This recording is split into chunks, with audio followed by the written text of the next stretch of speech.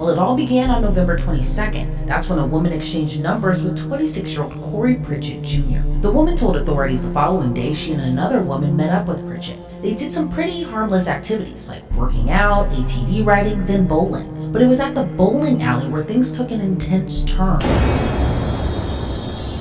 What's going on, fam? It's your boy JB, man. We back with another video. I've done many videos on people who've done some pretty stupid things for clout, but this YouTuber not only did something stupid, but it was very bizarre and a lot would say straight up evil, if we're being honest here. Today we're gonna be talking about a YouTuber that went from a family/couples channel to a straight up criminal. So how do we go from posting wholesome family videos? Corey, no! Let it go!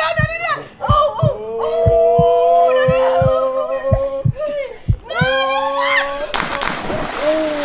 That's not cool, bro. Why would you do that, bro? To potentially facing 25 years in prison for kidnapping two people, allegedly. The influencer we're going to be talking about today goes by the name of Corey Pritchett Jr. From what I was able to research, Corey himself is from Alabama, but the case we're going to be talking about today happened in Texas. Now, while I personally don't watch this guy or have really ever heard of him or his family, but according to everybody, he got popular off of YouTube, more specifically off of vlogs and pranks.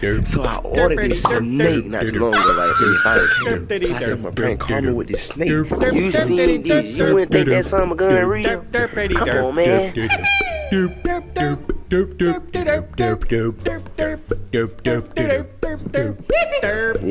alright, get your toys over there. Hey, wrong with you, girl? Hey, wrong with you, girl? Wrong with that girl? What's wrong with you? What wrong? Oh, snake.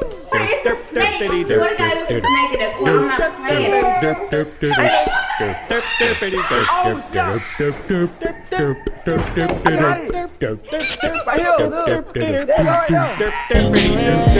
Oh, hell no! See, gang, what it do? What up, gang, man? We back there with another vid, you know what I'm saying? Everybody sleep except me. I've been up for the longest.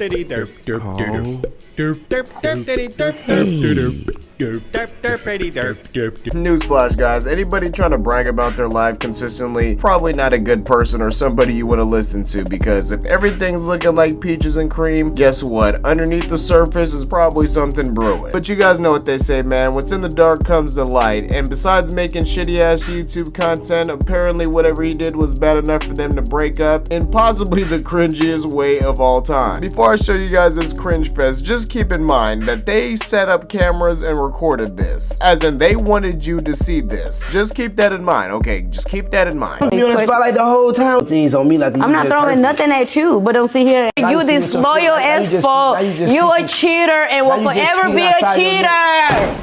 You need to talk outside your neck now. Oh, the best thing you got is my kids.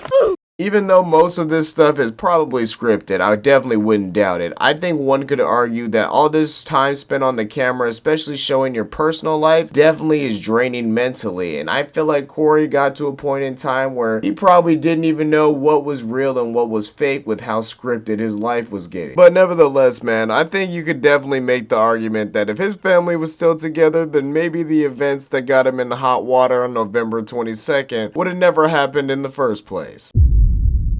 All new here at 4:30, the YouTuber accused of kidnapping two women in Houston back in November today went before a judge. Yeah, investigators saying that Corey Pritchett Jr. promised to take two women home, but instead started driving towards San Antonio, claiming someone was after him. The women say he threatened them with a gun, fired shots out of the car, and confiscated their phones. Investigators say he kicked the victims out of the car along I-10 near Sealy in the middle of the night and then fled the country.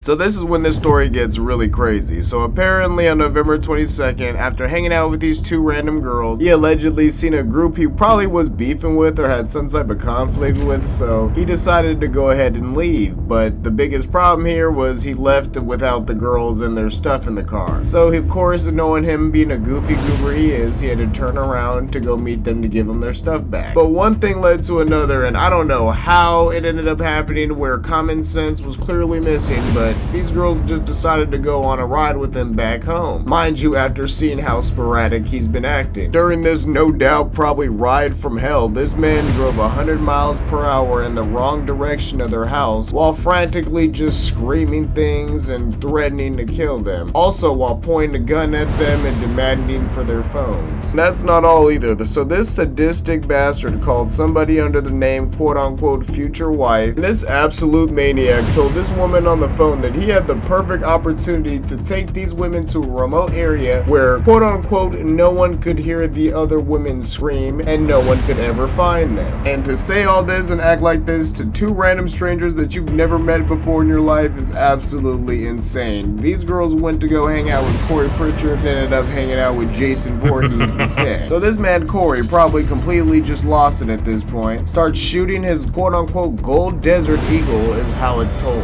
out of the window while also telling the girls not to use their phones because at this point I guess they were texting each other to communicate. After allegedly doing all this, he told the girls quote-unquote this is your only opportunity and let them out on the side of the road in the middle of nowhere. Then he drives away with their phones and then next thing you see this man says he's moving to Qatar. But ever since this wild endeavor has happened, this man has finally come back to the US, was apprehended immediately, and as far as I've seen he just posted bond. Now I say allegedly because of course this is an ongoing case so nothing has been 100% confirmed yet. Corey, knowing all this, went ahead and posted a video attempting to defend himself against these allegations. They just stay on alert just to make sure ain't no weird shit going on. So they walk, they hop in the car. As they hop in the car, they're like, Corey, we gonna kill you, what you doing? Like, what's going on? They acting all really weird and shit. So I'm like, bro, it's coming out. So I'm telling them, so I tell them like the back end, like what's going on. I'm telling them like, bro, the energy weird, like you feel what I'm saying? Like they don't know like what the deal between me and the guys at the bowling alley with them. So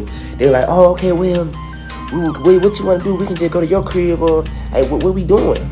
So as I'm keeping my cool, keeping my energy, my bro, they call me, they're like, alright man, go ahead and get out this parking lot. So they're like, okay, yeah, we can do that. Let's just go to your crib, we just gonna have some fun, blah, blah, blah. This is exactly what they saying. So cool. So I can go multiple ways to my house, y'all. I ain't saying it, so I can get on the interstate.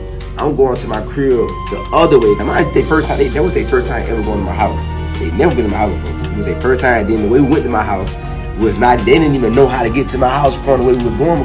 They keep asking like where I'm going, trying to get the location to where I'm going. So I'm like, oh, we just going to my crib. As we were going, she get quiet, and she go on her phone, and she gonna text me and stuff. So now my spirit pick up. I can feel some tension. I see something right. Dead ass, I see something right. Man, get my phone, man. So I snatch my phone back.